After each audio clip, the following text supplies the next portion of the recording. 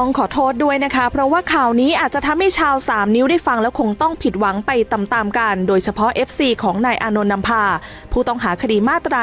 112เพราะว่าล่าสุดศูนย์ทนายความเพื่อสิทธิมนุษยชนเปิดเผยว่าเมื่อวันที่16กุมภาพันธ์67ทนายความได้ยื่นคำร้องขอประกันตัวอานนท์ต่อศาลอาญาในคดีมาตรา112 2คดีได้แก่กรณีการปราศัยในการชุมนุมม็อบ14ตุลาที่อนุสาวรีย์ประชาธิปไตยเมื่อวันที่14ตุลาคม63และกรณีโพสต์3ข้อความใน Facebook เมื่อเดือนมกราคม64ซึ่งมีเนื้อหาเรียกร้องการปฏิรูปสถาบันพระมหากษัตริย์โดยเป็นการยื่นประกันตัวเป็นครั้งที่5หลังถูกควบคุม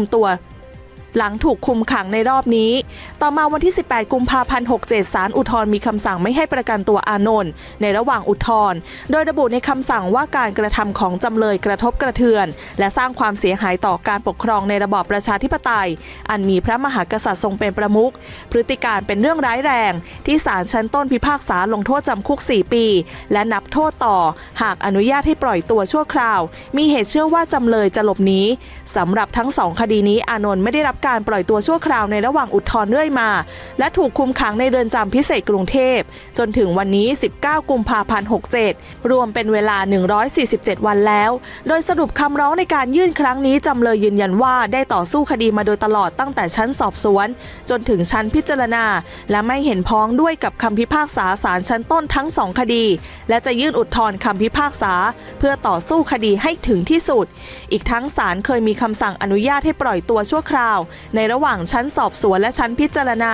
จำเลยไม่เคยกระทำผิดเงื่อนไขที่ศาลกำหนดและไม่เคยถูกเพิกถอนการปล่อยตัวชั่วคราวข้อเท็จจริงจึงไม่อาจรับฟังได้ว่าหากจำเลยได้รับอนุญาตให้ปล่อยตัวชั่วคราวในระหว่างอุทธรณ์จำเลยจะไปก่อเหตุพยันตรายอื่นหรือหลบหนีแต่อย่างใด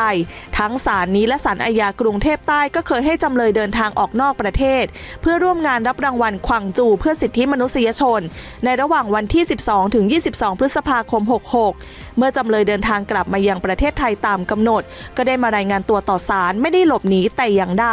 กรณีนี้จึงเป็นข้อเท็จจริงยืนยันและรับรองพฤติกรรมได้ว่าอานนท์ไม่มีพฤติการหลบหนีคดีนี้ยังไม่ปรากฏเหตุและพฤติการใดๆของจำเลยที่เข้าเงื่อนไขตามประมวลกฎหมายวิธีพิจารณาความอาญามาตรา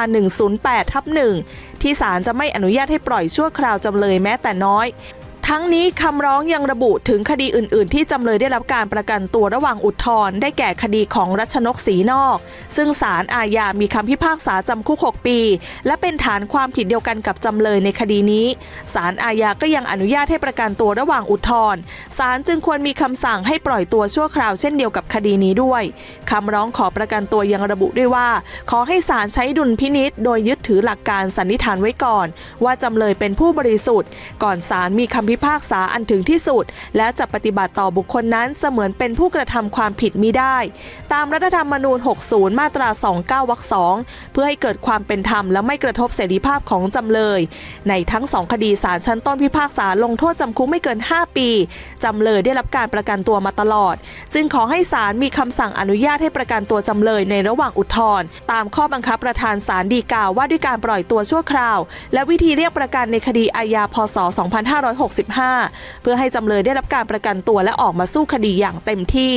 นอกจากนี้ตามกติการะหว่างประเทศว่าด้วยสิทธิพลเมืองและสิทธิทางการเมืองซึ่งประเทศไทยเป็นภาคีจะต้องปฏิบัติตามกติกาดังกล่าวว่าด้วยเรื่องทุกคนที่ถูกกล่าวหาว่ากระทำผิดทางอาญามีสิทธิที่จะได้รับการสันนิษฐานไว้ก่อนว่าบริสุทธิ์จนกว่าจะพิสูจน์ว่ามีความผิดตามกฎหมายดังนั้นการใช้ดุลพินิจมีคำสั่งให้จำเลยได้อนุญาตปล่อยชั่วคราวในระหว่างอุทธรณ์จะทำให้กระบวนการยุติธรรมของประเทศเป็นไปตามหลักความชอบธรรมและได้รับการยอมรับจากประเทศภาคีและสากล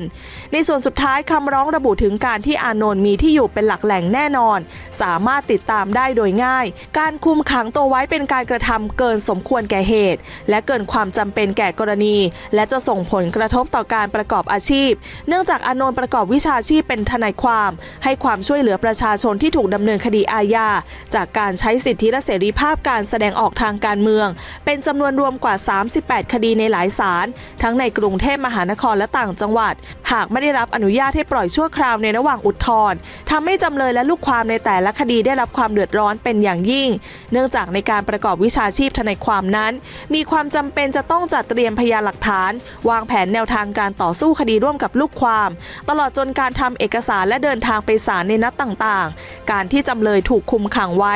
ย่อมส่งผลกระทบต่อทุกคดีที่จำเลยเป็นทนายความอยู่อย่างหลีกเลี่ยงไม่ได้และส่งผลกระทบให้เกิดความเสียหายแก่ลูกความของจำเลยนอกจากนี้อานนท์ยังมีบุตรผู้เยาว์วัยจำนวน2คนที่จำเลยต้องให้การอุปการะเลี้ยงดูคือบุตรสาวอายุ7ปีและบุตรชายซึ่งเป็นทารกอายุเพียง1ปีเศษและมีบิดามารดาซึ่งอยู่ในวัยชราที่จำเลยต้องส่งเสียเลี้ยงดูอย่างไรก็ตามหลังรับคำร้องศาลอาญาได้ส่งให้ศาลอุทธรณ์วินิจฉัยก่อนเมื่อวันที่18กุมภาพันธ์67ศาลอุทธรณ์มีคำสั่งไม่ให้ประกันตัวอานนท์โดยระบุในคำสั่งว่าการกระทำของจำเลยกระทบกระเทือนและสร้างความเสียหายต่อการปกครองในระบอบประชาธิปไตยอันมีพระมหากษัตริย์เป็นประมุขพฤติการเป็นเรื่องร้ายแรงที่ศาลชั้นต้นพิพากษาลงโทษจำคุก4ปีและนับโทษต่อหากอนุญาตให้ปล่อยตัวชั่วคราวมีเหตุเชื่อว่าจำเลยจะหลบหนีให้ยกคำร้อง